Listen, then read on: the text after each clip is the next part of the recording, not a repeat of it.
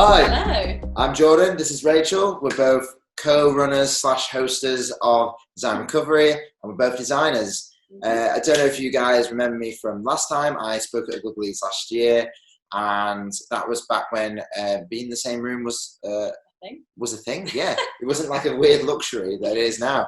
We're now zooming you from our new flat in Hazel Grove, and of course we have the beers.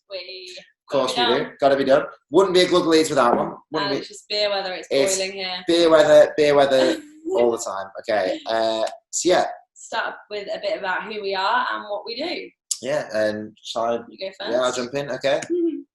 So yeah, I'm Jordan. I'm a freelance designer, illustrator, and animator based in Manchester.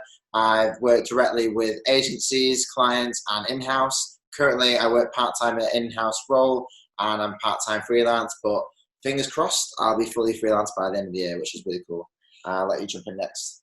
And I am a designer at an agency in Manchester called Persona Tile by day, and by night I'm a lettering artist, and I'm just enjoying developing my skills. It's a bit of a hobby at the moment, but I'm starting to get a few commissions in, so we'll just see where it goes. Yeah. So yeah, as I mentioned, we both co-run / host this Design Recovery event. Design Recovery is a mental health event designed to be a safe space to speak openly, if you want to, about mental health.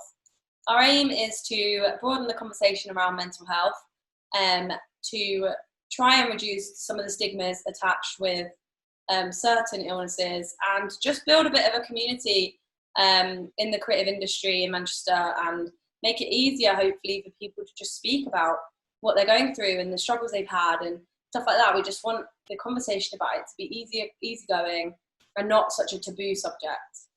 And each of our events has a different topic or theme. The first event's theme was recovery, hence the name. And it was my first ever public speaking venture. I was one of the speakers of that one, talking about my experiences. Alongside loads of really good speakers, we had someone who was a design psychologist, and we had Natalie, who's a therapist, who got the entire event space in complete silence whilst doing a guided meditation, which was a really cool thing to experience. It was really cool, that one. Yeah, it was wicked, absolutely wicked. Our next event was called Resilience, Design Recovery Resilience even, and it was held at Huckletree over in Ancoats in Manchester. Now, Huckletree is a co-working space with a strong focus on wellbeing at its core.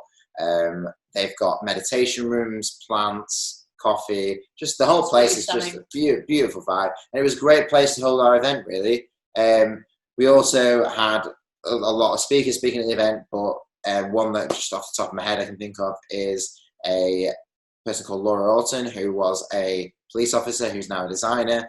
Her journey was amazing. She basically got into what she was doing as a designer through like adult colouring books, and she just loved it so much that her passion became her career, which is really wicked. And then since then we've done a Design Recovery live as well. Yeah, so we did one, was it 2 weeks ago, I think? It was actually, yeah. And yeah, we didn't have as much of a direct topic for this one. We wanted this, we didn't want to put any words in anyone's mouths about their experience of lockdown. It's all been up and down and different for everyone. So we wanted the speakers to really kind of determine what it was that they spoke about, as long as it was positive and it was sharing their advice so people could use it to move forward and to really lift people's spirits. We were very conscious that a mental health event in these difficult times could have been quite intense, especially for people isolating alone or who have been through really hard things. So we just wanted to make sure it was really positive and uplifting, and I think we got a good response to that. Yeah, it was wicked actually. The response all the way through, because we had the chat box feature in Zoom. We had people just commenting as they went along, saying how great the speakers were, and we also had a Q&A at the end, which was wicked, where our audience asked questions to the speakers and got a bit of advice and encouragement from them, really, which was really cool. So why we set this up? Yeah, so we kind of have our own personal reasons that kind of came together, but the overall general thing was that we both go to a lot of design events in Manchester, and there's an amazing creative community, but there wasn't a lot of conversation in these events around mental health. And so we kind of saw a gap. We saw something that needed to be spoken about, considering mental health in the creative industry has such high levels, and we were both really passionate about it. We knew that other people were really passionate about it because they were telling us about we were having conversations with people, but it was never really a topic for the events. So yeah, it was just something that was kind of sparked from that. Yeah, and then like you said earlier, we had both our sort of personal reasons, but I'll let you jump into yours first. So for me, I suffered from anorexia in my late teens, and I was diagnosed eventually in my second year of uni. And by that point, my health had got so bad that I was pulled out of uni on medical grounds, and I was put in hospital. And it was a really hard time. That diagnosis just shook my whole world. Everything went so fast, and suddenly I was in a hospital, and it was very surreal. I felt helpless, and it was just one of the hardest things I've been through. But and also I went through these stigmas that I didn't even know, considering I didn't even know I had anorexia until this moment. I was dealing with all these stigmas around anorexia, which are like I was trying to be a Barbie, or that it was a diet gone wrong, and it was hard to deal with because I was trying to process all this stuff myself of like what's going on with me. But yeah, so on a more positive note, 11 months later, I was discharged from hospital. I had this whole new outlook on life, a new mindset, and I was just generally a much happier person. And I knew from that moment that I had to do something with that experience. I had to do something to help people. I'd had a lot of therapy, and I'd done a lot of work on my own head. And it was in this time that I really got to grips with how psychology and stuff like that can help my mental health, and all these skills I picked up. And I knew that I wanted to help spread awareness and build the conversation, because the fear that came with admitting I had something I'll never forget. And all the positive things that came from that moment I spoke up, I now want to share that story and help people speak up about what they're going through.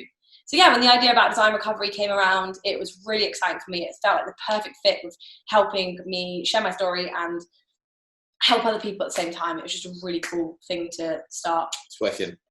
Really cool. So yeah, for me personally, it was actually my first freelance client that kind of led us down this path, really. So I worked with Design Wellness, creating their branding, and I still work with them now. Basically, Design Wellness are they help create online presences for therapists and counsellors, whether that be like through a website, social media, email marketing, branding, the lot. They can kind of help you with that. And yeah, the more I worked with them, the more I obviously was embracing this sort of what was going on with mental health and got more into it. And it's actually when we all sat together at a Starbucks or something. Remember those? Remember those? Yeah, back in the day of Starbucks. That we came up with this idea. We were talking about how in the creative industry there isn't a lot of talk about mental health or the sort of negative things that kind of go on. And they've been a sponsor ever since. They help out every event, very hands-on, and brilliant guys, James and Graham. They both actually spoke at the first event as well alongside you, which was cool. And they spoke about men's mental health. Now, we have had a few speakers speak about this, and obviously it's an issue that's quite personal to me as well as a man, although you probably can't tell that with this horrible long hair. It's not quite anything in yours yet, but I definitely... Wait till it's down here. Honestly, yeah, I'll man put this by the end of it. I'll plait it for you. But yeah, like... yeah, so obviously with men's mental health, the more people that speak about it, the better. I think there's a lot of negative connotations with men don't cry, men should bottle up the feelings, take it on the shoulders, all these horrible connotations that essentially end up in this statistic that we've got now, which is that only 1 in 5 men actually go and seek help and seek therapists.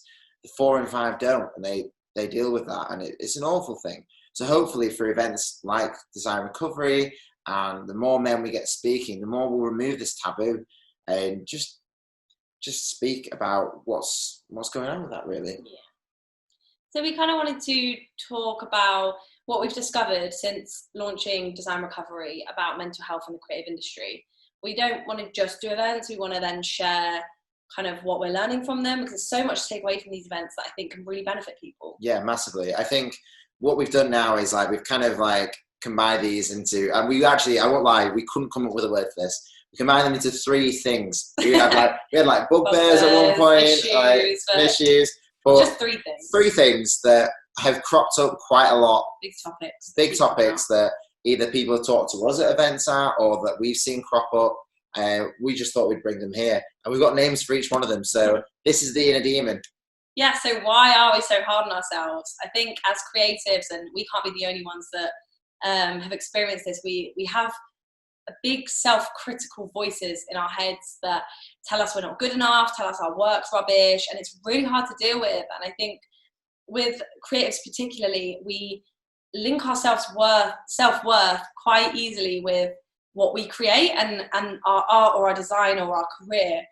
And that's a lot of pressure on one aspect of your life when there is so much more about you, yet what you're producing is so tied into your whole self-worth, how you see yourself.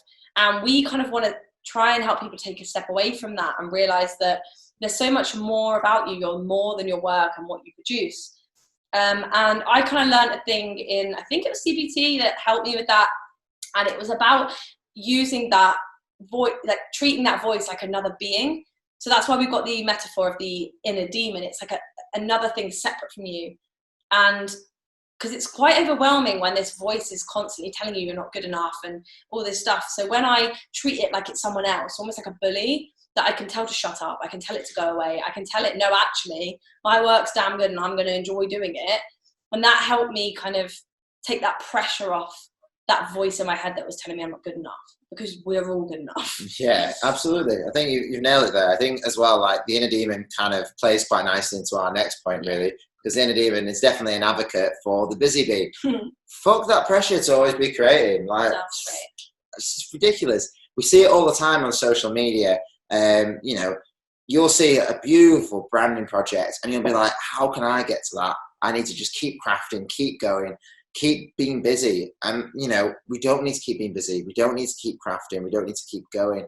Social media, you shouldn't judge your own standards by someone else's. Like, it's almost like you need like tunnel vision. Like, we've got to stop comparing ourselves to other people. What we do is good enough. And if we don't post something for 2 weeks, no one's going to know. In fact, most of the time, no one's going to give a shit, to be honest. Yeah. That's 2 swear words in one talk there, but and I know that obviously creating stuff, you know, personal projects, for example, like I'm a huge advocate of personal projects, especially as a freelancer. That's actually helped set me up for a lot of the things I do now. And it's good for your mental health, really, doing little bits of drawing and things where there's no deadlines, there's no pressure from clients or anything like that, is really good for your mental health. But it's not good if you're putting this external pressure on yourself to be the best it can be, and you'll just face burnout. When you're at burnout, you're at the lowest of the low, and it's just awful. I mean, I think we've both faced a bit of that just in lockdown. You know, it's a miracle we're still standing here today and not killed each other. But it's also taught us to slow down. Yeah, that's it, isn't it? It's about learning that you can rest. You know, I think I imagine for people watching this as well, who run their own business, they feel the need to always keep going and the need to keep pushing stuff out, keep it going. But I think lockdown's taught us both that you can stop. It's okay to stop. The world doesn't stop if you don't post on Instagram. Yeah, exactly. No one's gonna care if you post that next week or whatever. And especially with your personal stuff, you know, you are your own boss with that, and you need to enjoy it and not adhere to anything else. But whilst we talk about doing stuff for yourself and being almost a one-man army, that I guess links into this other thing. The lone soldier. The lone soldier. We don't want anyone to be a lone soldier, basically. We cannot express this enough. Do not be afraid to ask for help, whether that's in your career or whether that's with your mental health. Speaking up to someone you love that you're struggling, or speaking up to someone in an agency or something that you're trying to progress to. People want to help, and we've learned with design recovery that there's a lot of connections between, mental health specifically. That, well, when I was struggling, I cannot tell you how alone I felt. I thought no one in the world was going through what I was going through, and I was so scared to say anything to anyone because of that. When actually, you know, anorexia specifically, it has very high statistics. It's very common. And it wasn't until I got speaking to people, more and more people, that I realized I wasn't alone. And that's what we're realizing with design recovery. There are so many connections. Something you're going through, someone else has gone through or is going through as well. And yeah, I think we just don't want anyone to be alone. No, and we want to almost abolish this idea that you need to have, like this illustration here, an armor around yourself. Like, you know, we're all the same. Yeah. We all have our struggles and our problems. And hopefully, like we've said through this entire talk, the more we talk about mental health, the less taboo and weird it'll be. It'll be as normal as saying you've got a cold. That's what we're hoping to get to. Like for me, when I saw some of my design idols talk about their failures and their struggles, that was major to me. And we want that to be like all the time. We want that to be a normal thing for people to realize that they can have flaws, they can struggle. And it meant that I could say to my boss, oh, well, I've had this in the past and I just want you to know that, you know, that to me was the scariest thing. I was like, oh, I'm going to lose my job, my whole career's gone if they realize I've got a mental health condition. And it's just so far from the truth, because a lot of people have been through similar things. And I think it's really important what you said then about your idols as well. Like, I think my first Glug was actually kind of a bit self-destructive, I suppose, at the start, because I actually went in and showed my worst logo. Because I was as someone who just graduated from university, I was so sick of seeing all these really great designers showing the best stuff, really highly polished stuff. So I showed my worst, which was done on like flipping PowerPoint, you know, because I think it's important. And then I think since then, more and more designers, and I've noticed by going to talk, more and more people are showing the bad stuff because everyone has it. It was nice, actually. I think a while ago we saw, I think it was at Glug actually, Dave Sedgwick, Studio DVD, he was showing some of his worst stuff. And it's really cool to see. It's nice because it humanises those people. Anyway, I think we're going off on a bit of a tangent there, as we do. Speak to people. Speak to people. Don't be a lone soldier. Don't be this guy. We can waffle on for ages about mental health, couldn't we? So to wrap up, we've started this new thing with Design Recovery recently. It's very new, but we realised that we have this platform, and with that comes a responsibility and something that we feel can be used to not just talk about our events, but also to share some really cool things that are going on with mental health, projects that people are doing. We had several people come to us with these really cool projects, and we were like, we can do something with this. We also don't want to shy away from some of the tougher subjects. We got a video in from a very talented motion graphics designer in Manchester, all about men's mental health, and obviously linking back to that. And it was just incredible. It's a hard watch, but again, just because we're trying to put a positive angle on mental health doesn't mean we want to shy away from the negative. And we want to encourage that side of things as well. Just really honest, positive, and even hard-hitting. Open-minded stuff. So yeah, if you've got any projects or you know anyone who's doing stuff based on mental health, we'd love to hear from you. We want to try and spread awareness as much as we can. It's not just for our events, it's also for our platform, because we really care about it and we want to see what other people are doing as well. So yeah, we've got an Instagram that you can DM us on, and we've got a new email set up as well. So yeah, we want to hear from people doing great stuff. We will do another event later on this year. We've no idea when or where or how. Or whether it's on Zoom or either it's on Zoom or something. But that's us. And she's going to kill me for this. She told me not to do it. Oh, party poppers. Oh! Woo! You probably didn't see any of this. Instead, it would be an anticlimax and it would just mess up the flat. But that's living with Jordan. Woo! So yeah, now everyone knows what I've been dealing with through lockdown. Anyway, thank you. Thank you so much for listening. Thank you very much. Love you guys.